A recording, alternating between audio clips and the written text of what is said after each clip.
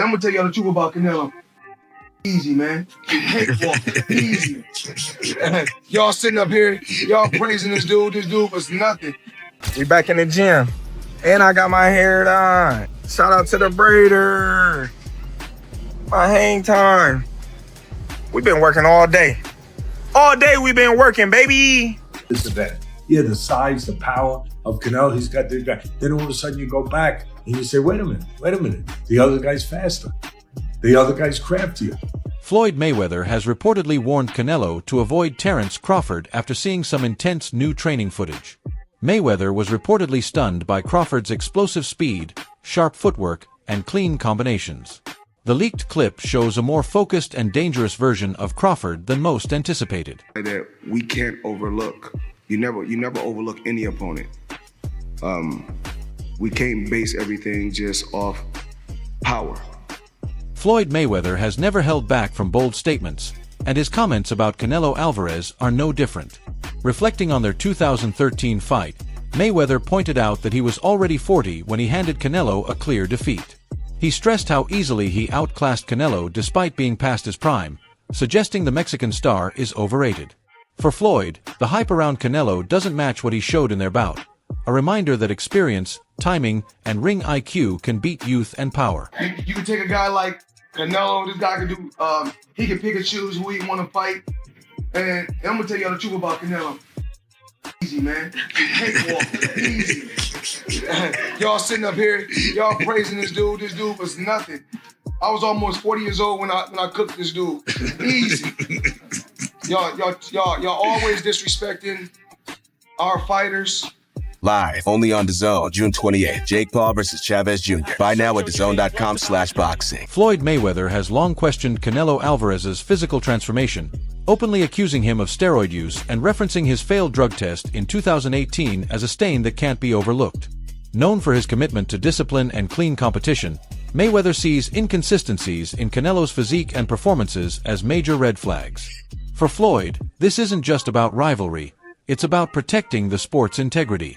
He believes such controversies cast doubt on every win Canelo secures, especially against smaller or less physically imposing opponents. Canelo, and the list goes on and on about athletes that's been cheating. Been accused of cheating or been proven? No, been proven too. It's been proven. Yeah. Oh, but Canelo. Oh shit. This been proven. Lance Armstrong. Okay. And then Canelo talking about it was the steak that it was the meat that he was eating. So okay, now you eating. I guess you eating steroid cows. Okay. Man, these boys kill me. Jeff Mayweather added fuel to the buzz around Terence Crawford's rise, calling him a versatile and skilled fighter who could even challenge someone like Floyd. He pointed out that Floyd is still in great shape, staying sharp through training and close to the sport. Jeff suggested that if Crawford beats Canelo convincingly, a matchup with Floyd could become not just possible, but highly demanded. The idea adds to the growing anticipation and positions Crawford as a bridge between past legends and modern greatness. Everybody acting like Bud is the second coming of Mayweather. Y'all got the game fucked up. Mayweather actually didn't get hit. Bud gets hit by dudes that, like, who on Bud's resume is an equivalent of someone on Floyd's resume? So that's it right there. You know what I'm saying? Like, Floyd not getting hit by elites, Bud getting hit by non-elites, and somehow y'all think Canelo not about to touch him. During the recent face-off between Canelo Alvarez and Terence Crawford, tension spiked when Crawford unexpectedly shoved Canelo. Unfazed, Canelo responded with a grin, saying it only fired him up more. The dramatic moment added extra heat to an already intense build-up. Canelo's reaction showed he thrives on pressure and confrontation, using the moment as fuel. It wasn't just for show, it was a psychological spark that pulled both fighters deeper into the fight, raising expectations for what's to come. Canelo, what did you think about the shove, that moment that happened on stage? Oh, I'm turning on right now. Right? Yeah. Did it make you want to go harder for the 13? I don't know, but made me feel more excited. I love it. I'm gonna train so far. Crawford has never shied away from acknowledging Mayweather's influence on his growth. It's not just about mimicking techniques, it's about adopting a winning mindset. Like Floyd, Crawford has built his career with control, smart negotiations, brand building, and a focus on long-term goals. In training, he values discipline and precision, making every move count. While their personalities differ, their mental approach is strikingly similar. Outthink the opponent, control the narrative, and win both in the ring and in the business of boxing. But I know how you is. You be sizing niggas up, bro. Keep it a stack. Did you in your head size up Floyd? Like, you know what I'm saying? If we was ever keep it real, bro. Keep it real. I'm never that type of guy. I think that's some grimy shit. Always been happy for him, been a fan of his, and I never imagined us fight. I never looked at him like, man, I know I'll be this. But you capping, bro. I never thought like fantasy fight me versus Floyd. Never. I never just was with a person and looked at him like, man, I'll beat his ass. Never. That's some hating type shit to me. Like plotting. I ain't never been that type of person ever. When Floyd talks strategy, it comes from experience. His win over Canelo was a masterclass in beating a dangerous opponent with intelligence, not brute force. His advice to Crawford is simple: don't trade power shots, break Canelo down with movement, rhythm, and awareness. Crawford, known for his ability to adjust mid-fight, seems well suited to follow that blueprint. This fight isn't about who hits harder, it's about who thinks faster and adapts under pressure. That's where Floyd believes Crawford can shine. Terence Crawford jumping up from 154 to 168 and beating this quote-unquote version of Canelo Alvarez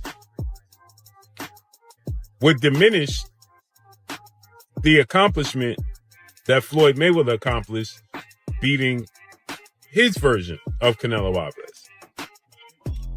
Is it two different versions of Canelo Alvarez? And obviously, Canelo Alvarez is 62 wins, 2 losses, 2 draws, 39 big wins by way of knockout. He's a first ballot Hall of Famer. He is obviously bigger. When Floyd fought him, it was at 152 catch weight, but it had no rehydration clause. So you might as well just say it was at 154. Now, two things they have in common is that Floyd Mayweather was 36, 37 years of age. Terence Crawford is 37 years of age, going on 38. So he'll be 38 when he fights Canelo Alvarez. Floyd had already had 2 fights at 154. He had the fight with Miguel Cotto, and he had the fight with Oscar De La Hoya, right? Kell Brook's insights come from first-hand experience. He's felt Golovkin's power and Crawford's finesse, so his perspective carries weight. According to Brook, facing Canelo demands a unique mix of speed, smarts, and grit. Crawford can't rely on his usual rhythm. He'll need to anticipate, counter, and neutralize Canelo's pressure round by round. Brook stressed that this isn't just a physical battle. It's a mental chess match where strategy must evolve in real time. You know, it's a wow fight. You know what I mean? It's two supreme athletes fighting against each other. But you've got to sway towards Canelo. Crawford's gonna have to move up, and I knew when I boxed Golovkin, there's a big difference. Especially with someone that fighting a middleweight. A mediocre world champion's okay, but when you're fighting someone like, Canelo or Golovkin, it's a different kettle of fish. I have to lean towards Canelo, but Crawford's very, very, very good. You think Crawford's still got the legs? Obviously, he's very much got great IQ in the ring, but he's very much a good mover as well. Do you feel like he's still got the legs to be maybe outmoving Canelo if he needs to? Well, I don't know. I think when we look back at Mayweather when he beat Canelo, he's a mover. Crawford's not really like Mayweather in that aspect. He's more, he kind of sets his feet. He's cute with how he approaches chucking shots and moving. You know what I mean? I think it's a different fight to Mayweather, and Canelo's obviously a different fighter from when he boxed Mayweather. But like I say, it's one of them what we've got to tune into and watch. Both unbelievable fighters, but I'd have to favour Canelo. Just his size and his experience and just his ring generalship, Among fans and boxing insiders, there's a growing belief that Terence Crawford may be Canelo's toughest opponent in years. This view isn't just hype, it's grounded in Crawford's consistent performances, standout wins, and versatile skill set. His ability to switch stances, control tempo, and read opponents in real time fuels major excitement. Many now see this as a clash between two elite technicians with contrasting styles, the kind of matchup that reignites passion for boxing among both casual and hardcore fans. I'm gonna be real with y'all. Terence Crawford is top 5. Top 5, I'll die on that hill. He's my top. He might be top 3. He might be top 3. I just gotta see what's up. But I'm gonna be real. This Canelo might be the most fucking locked in Canelo I've ever seen in my life. My boy Canelo is too fucking locked. He's not even speaking Spanish no more. He's speaking fluid ass English. He's not even Spanish no more. Oh boy said, how will this affect the Canelo legacy if Terence Crawford beats you? He's not going to beat me. No, he's not going to beat me. But this will go down in boxing history. But he beat me. He's not beating me. No, you're not different. No, you're no different than no Spanish. Canelo is locked in. Yo, I'm telling you, this is that fight rap. I feel a little bit scared for my favorite. Terence Crawford and his team know they can't just copy what others have tried. Their strategy is tailored from top to bottom. Crawford's style combines patience with precision, and his mid-round stance switches keep opponents off balance. Against a veteran like Canelo, who thrives on controlling the pace, Crawford will need to take calculated risks. He must disrupt the rhythm, redirect exchanges, and make Canelo uncomfortable in his comfort zone. It's not just about outboxing him, it's about forcing him to question his entire approach. How is Terence Crawford going to beat Canelo Alvarez? We need to talk about it. When we look at the guys who've had success with Canelo, we'll look at Bivol, we'll look at Golovkin, we'll look at Floyd, and we'll look at Lara. Yes, I'll throw Lara in there, why not? I think all these fights are absolutely irrelevant coming into this bout. Some of them are just dated, or some of these guys' style just cannot apply. For example, a guy in Lara. If Crawford wanted to fight how Lara fought Canelo, he would probably gas out in 7 rounds, or if he made it 12, he just wouldn't get that decision. It's that simple. Let's take a guy in Golovkin. Crawford just simply does not have the punching power, nor do I think he has the gas tank at 68. He's not a good enough puncher to try to fight Canelo like Golovkin. He doesn't have the physical traits, even in the chin department. Then you have Floyd Mayweather. While both can have a bit of similarities, the speed, reflexes, technical prowess, IQ, timing, counterpunching, lateral movement, it's just too much from Floyd. I don't think Bud could take much from Floyd's game plan to implement it into his own success in September. And then you have Dimitri. The speed, the technical prowess, the IQ, the length is too much. So essentially, Terence Crawford is going to have to beat Canelo in a way that nobody has ever beaten him or gave him any issues in. I'm going to tell you exactly how Crawford's going to fight. He's going to fight like his damn self. It's too late in his career to change up the game plan. It's too late in his career for him to want to change up the game plan, come into a fight of this magnitude with a style he's never fought before. That will be a recipe for disaster. He's going to be more than likely off the back foot. He's going to be looking for counter shots. And I think there will be a point in this fight where he's simply just trying to survive. I like Crawford. He's an amazing pound-for-pound fighter. A different animal at 168. This is one of the greatest of all time. I see win scenarios for him, but I don't see him being realistic. I can see him fighting off the back foot, using his speed, timing, and feet to stay away from Canelo, but that's very, very, very unlikely, damn near impossible. Oscar de la Hoya's warning cuts through the hype. While he respects Crawford's skills, he raises a key concern: size. In boxing, even when talent is matched, weight and strength can shift the outcome. De La Hoya, having faced similar challenges himself, understands how dangerous size gaps can be. Though the fight may seem even on paper, the physical toll could favor Canelo. He warns that excitement and money shouldn't blind fans to the real risks, reminding everyone that greatness must always be weighed with caution. William who? Canelo versus William Skull. William who? Oscar being back in New York over here. No, let's just say Canelo Crawford, in the history of boxing, and this is the facts. Let's get it. If you see Thursdays, Fact Thursdays, I speak the facts. All right, I'll even do it for you. A good little man has never beaten a good big man in the history of the game, unless you go back to certain situations with Pacquiao beat me, but I was a dead man walking anyway. But a good little man never beats a good big man, so it's a tough test for Crawford, but I'm not counting him out. The bottom line, and this is the truth again, it's a money grab. That's it. Nico Ali Walsh offers a modern take on the matchup, emphasizing preparation. He points out that Crawford isn't walking into danger unprepared. He's been sparring with heavier fighters to learn how to handle pressure, absorb power, and respond with strategy. This approach shows Crawford's team is preparing not just for skill, but for strength.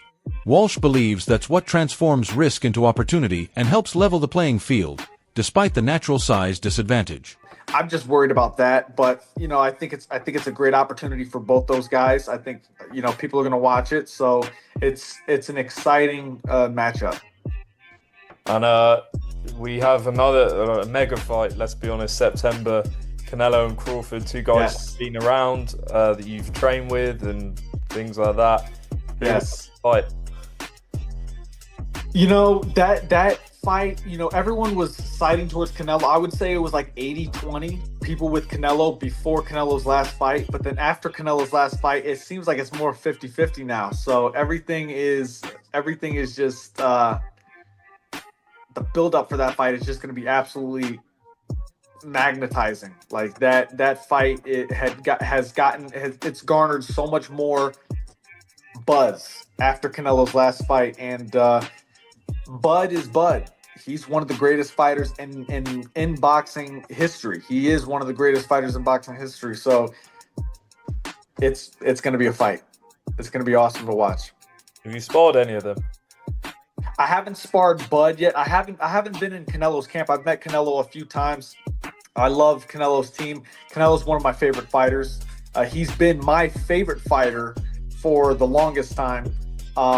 But I have to be Team Bud because me and Bud are cool, and I have so much belief in Bud, and I know who he is as a fighter. He is one of the greats. So he could do anything he wants. And being around both of them and seeing how they work and train and things like that, what makes both of them the fighters they are, in your opinion?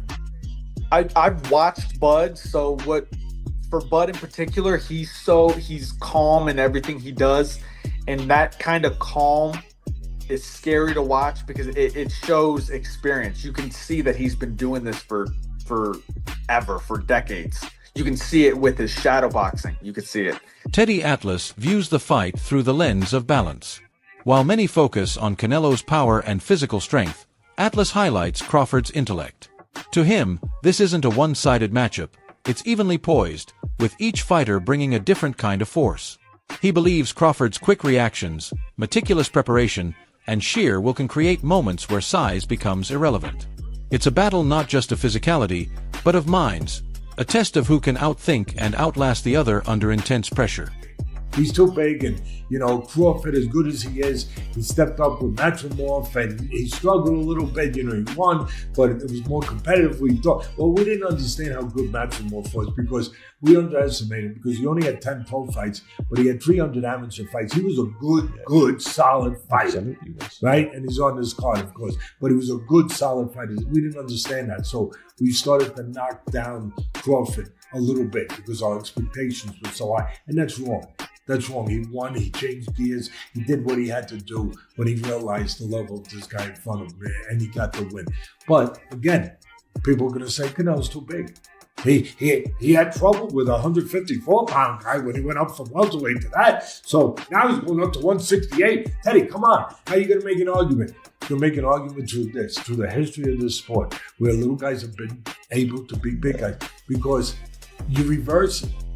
You reverse who's got the advantage and the disadvantage. Yeah, the size, the power of Canelo, he's got the advantage. Then all of a sudden you go back and you say, wait a minute. The other guy's faster. The other guy's craftier. The other guy has more options.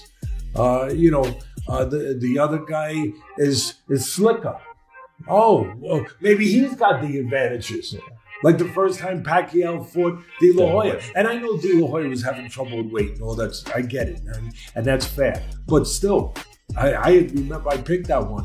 Every once in a while I pick one right. I remember that I picked that one where Pacquiao's going to win. And I said, yeah, you're saying that De La Hoya's bigger, he's stronger. He's got the power edge, he's got this edge. But the other guy's quicker. That's it for today's video. Stay tuned for the next one, and don't forget to like, comment, and subscribe for more boxing breakdowns.